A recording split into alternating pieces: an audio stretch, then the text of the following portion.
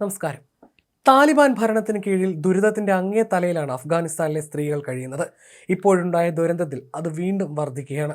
അഫ്ഗാനിസ്ഥാനിൽ കഴിഞ്ഞ ദിവസമുണ്ടായ ശക്തമായ ഭൂചലനത്തിൽ അവശിഷ്ടങ്ങൾക്കിടയിൽ കുടുങ്ങിയ സ്ത്രീകളെ രക്ഷിക്കാൻ ആരും ശ്രമിക്കുന്നില്ലെന്നാണ് ഞെട്ടിക്കുന്ന റിപ്പോർട്ടുകൾ.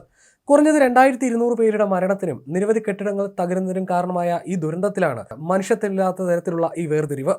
ബന്ധമില്ലാത്ത പുരുഷന്മാരുമായി ചർമ്മ സമ്പർക്കം പാടില്ല എന്ന നിയമം കാരണം സ്ത്രീകളെ തിരിഞ്ഞു നോക്കുന്നില്ല. പരിക്കേറ്റ സ്ത്രീകളെ പോലും ഇവർ തിരിഞ്ഞു നോക്കാതെ വരുമ്പോൾ അവരെ മരണത്തിലേക്ക് വിട്ടുകൊടുക്കുന്ന ക്രൂരത കൂടിയാണ് ഇവിടെ സംഭവിക്കുന്നത്. പുരുഷ രക്ഷാപ്രവർത്തകർ സ്ത്രീകളെ തൊടുന്നത് വിലക്കുന്നതിനാൽ പലപ്പോഴും സ്ത്രീകളെയാണ് ഏറ്റവും അവസാനം രക്ഷപ്പെടുത്തുന്നതെന്ന് ന്യൂയോർക്ക് ടൈംസിന്റെ റിപ്പോർട്ടിൽ പറയുന്നു. ചിലരെ രക്ഷപ്പെടുത്തിയിട്ടില്ലെന്നും റിപ്പോർട്ടുകളുണ്ട്.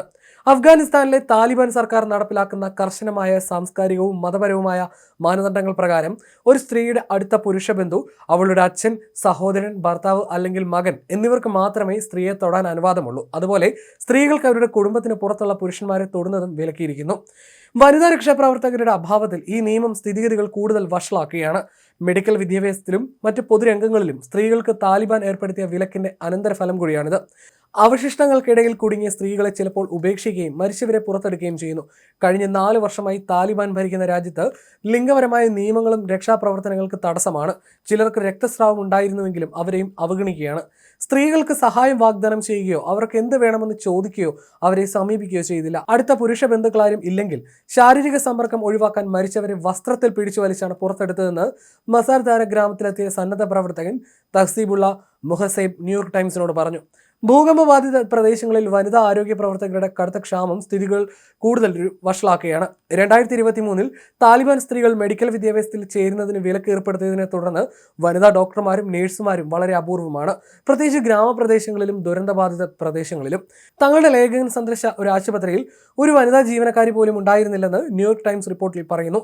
താലിബാൻ നേതൃത്വത്തിലുള്ള ആരോഗ്യ മന്ത്രാലയത്തിന്റെ വക്താവ് ഷറഫത്ത് സമാൻ വനിതാ ജീവനക്കാരുടെ കുറവ് അംഗീകരിച്ചെങ്കിലും കുനാർ, നൻഗർഹാൻ, ലക്മാൻ പ്രവിശ്യകളിലെ ആശുപത്രികളിൽ ഭൂകമ്പ ബാധിതരെ ചികിത്സിക്കാൻ സ്ത്രീകളുണ്ടെന്ന് അവകാശപ്പെട്ടു. 6ാം ക്ലാസ്സിന് ശേഷം പെൺകുട്ടികൾ സ്കൂളിൽ പോകുന്നതിന് വിലക്കുണ്ട് അഫ്ഗാനിസ്ഥാനിൽ. സ്ത്രീകൾക്ക് ചലനത്തിന് പോലും കർശനമായി നിയന്ത്രണങ്ങളുണ്ട്.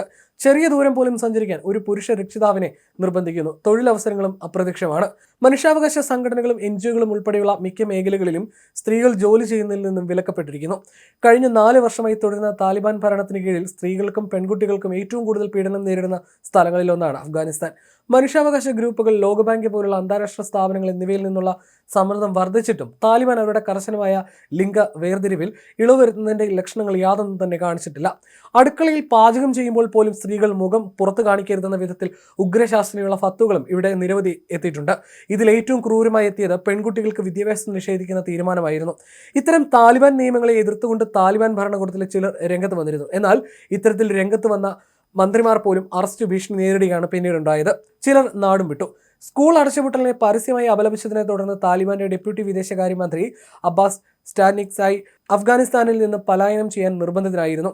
അറസ്റ്റ് ഭീഷണി നേരിട്ട സ്റ്റാനിക്സായി UAE-യിലേക്കാണ് നാടുവിട്ടത്. പെൺകുട്ടികൾക്ക് വിദ്യാഭ്യാസം വിലക്കരുതെന്നും വിദ്യാഭ്യാസം നിഷേധിക്കുന്നതിന് ഒരു ന്യായവും ഇല്ലെന്നായിരുന്നു സ്റ്റാനിക്സായി പറഞ്ഞത്.